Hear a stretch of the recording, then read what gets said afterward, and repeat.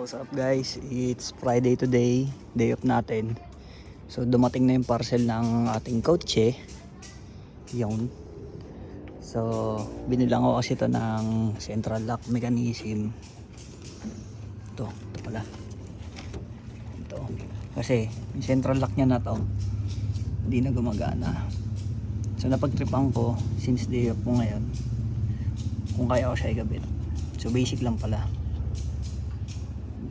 siya igabit. So siguro naman ito gumagana naman na to. Ayan. So ito yung susi pag nilock. So pag in-unlock gumagana naman.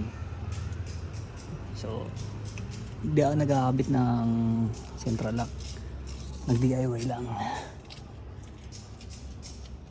Yun. Nailalak na siya. So kanina kasi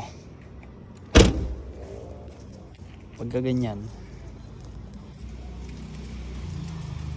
kahit gawin kong anong lock pindot, pag nilock ko siya, lock, hindi siya nakabukas pa rin. So ngayon yan, nakalock siya, hindi siya bubukas. So pag in-unlock ko naman, bukas na siya. Diba? So, yun. So hindi ako mekanika ng kotse. Marunong lang sa wiring. Tinesting ko lang. Yun lang.